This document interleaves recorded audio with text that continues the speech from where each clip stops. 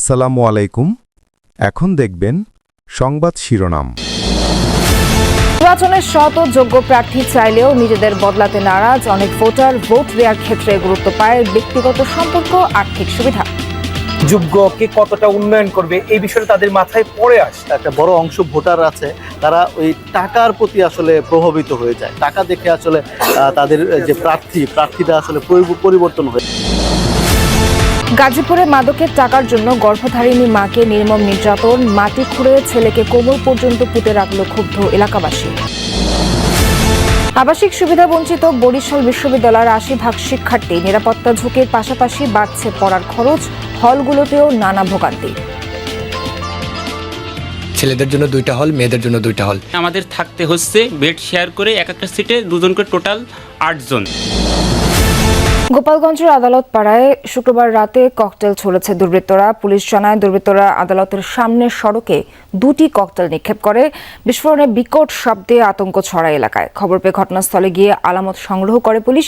CC ক্যামেরার footage বিশ্লেষণ করে দুর্বৃত্তদের শনাক্তের চেষ্টা চলছে। এই ঘটনায় নিরাপত্তা জোরদার করা হয়েছে, বাড়ানো হয়েছে আইনশৃঙ্খলা বাহিনীর টহল।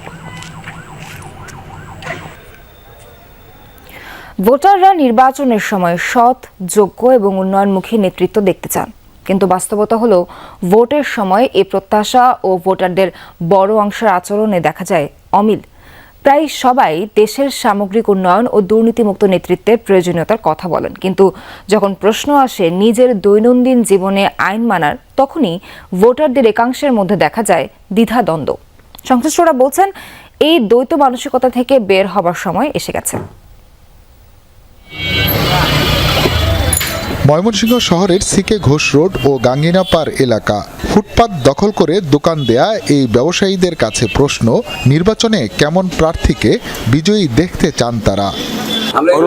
যাতে ভালো কাজ করে, জনগণ যাতে ভালো থাকে, সুন্দর থাকে, এটি তো আমরা চাই। আমরা তো আর এর কাছে অন্য কিছু চাই না।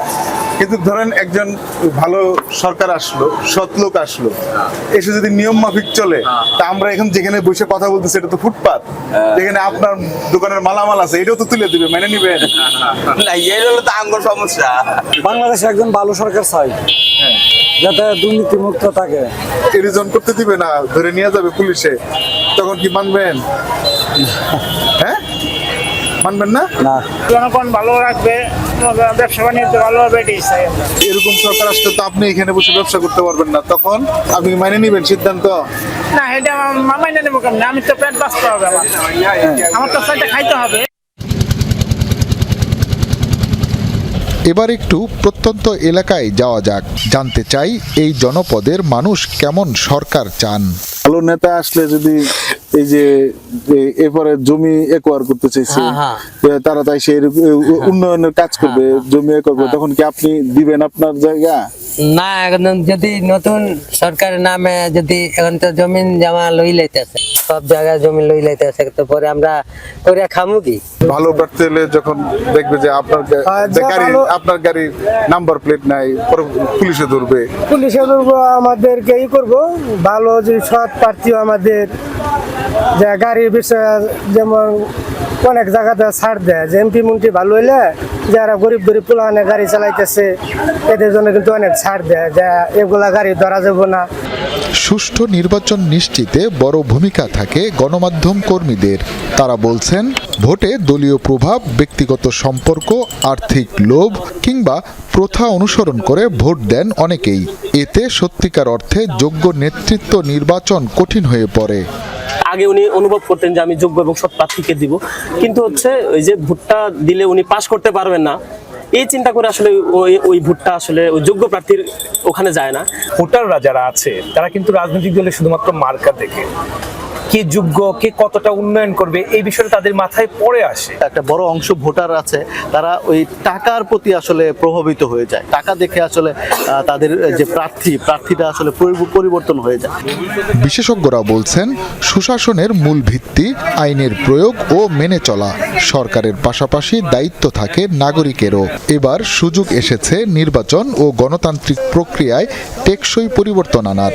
সাধারণ মানুষের ভাবনায় পরিবর্তন আনতে হলে মূল ভূমিকা রাখতে হবে সচেতন নাগরিক ও রাজনীতিবিদদের।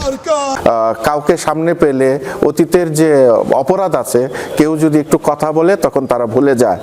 এই যে ভুলে যাওয়ার যে প্রবণতা, এটিকে এই জায়গা থেকে আমরা উত্তরণ চাই। অর্থবিত্তের মাসলের চর্চা থেকে তারা যদি বেরিয়ে না আসেন এবং রাজনীতিকে শুধু পেশার বাইরে জনসেবার জায়গাটায় যদি না নিয়ে আসতে পারেন, ক্ষমতায় যাওয়া না, দায়িত্ব নেওয়ার কালচারটা যদি প্রতিষ্ঠা করতে না পারেন, তাহলে আমরা তো দেখবো যে আবার তাদের পরাজয়ের সম্ভাবনা সমূহ। নাগরিক দায়িত্ব পালন ও সচেতন ভোটার তৈরি করা গেলেই দেশের গণতন্ত্রকে আরও এগিয়ে নেওয়া সম্ভব বলে মত বিশেষজ্ঞদের। আর এজন্য সবচেয়ে বেশি দরকার মানসম্মত শিক্ষা। বিএনপির দেশ করার পরিকল্পনা শীর্ষক কর্মসূচিতে ভার্চুয়ালি কথা বলছেন তারেক। এবং তাদের যে এই যে সিনিয়র সিটিজেন যারা আছে, বয়স্ক যারা মানুষের, তাদেরকে টেক কেয়ার করার জন্য মানুষের অভাব দিয়েছে। তাদের প্রচুর মানুষ দরকার, হেলথ কেয়ারের দরকার এবং এগ্রিকালচারে মানুষ তাদের দরকার। ইন্দোনেশিয়া থেকে, নেপাল থেকে প্রচুর মানুষ যাচ্ছে, বাট আমরা বাংলাদেশ থেকে খুব মানুষ পাঠাতে পারছি না।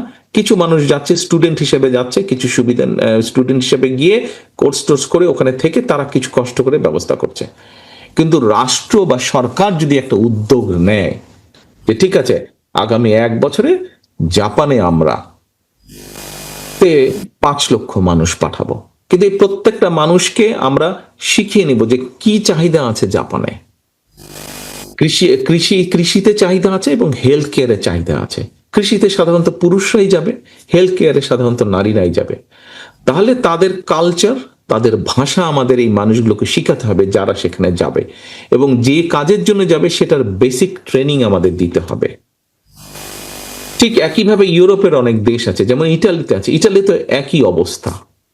মিডল ইস্টে বাংলাদেশ থেকে বছরে 8 থেকে 10 লক্ষ মানুষ যায়, তার মধ্যে 7 থেকে 8 লক্ষ মানুষ আনস্কিল লেবার যাচ্ছে।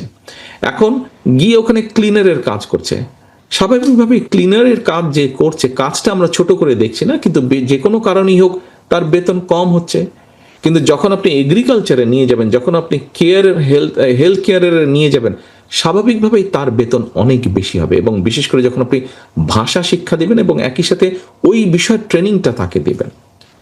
প্রিয় সহকর্মীবৃন্দ, নিশ্চয়ই আপনারা এখানে শিক্ষা নিয়ে যে আপনাদের সামনে উপস্থাপন করেছে আমাদের আজকের আলোচনার বিষয়গুলি, সেখানে নিশ্চয়ই জানিয়েছে যে আমরা প্রাইমারি সেকেন্ডারি লেভেলে আমরা ইংরেজির পাশাপাশি কয়েকটি ভাষা আছে। ছাত্র বা ছাত্রী যে হবে সে তার পরিবারের সাথে আলাপ করে ডিসাইড করে নেবে, কিন্তু তাকে একটি ভাষা শিখতে হবে। It could be Japanese, it could be Mandarin, it could be French, it could be Arabic, এরকম 5-7টা ভাষা থাকবে। আমরা যেই ভাষাগুলো মোটামুটি ঠিক করেছি, আমরা সেই সব দেশের সাথে কথা বলেছি, তারা আগ্রহ প্রকাশ করেছে যে তারা সেই টিচারদেরকে তারা তৈরি করে দিবে। এত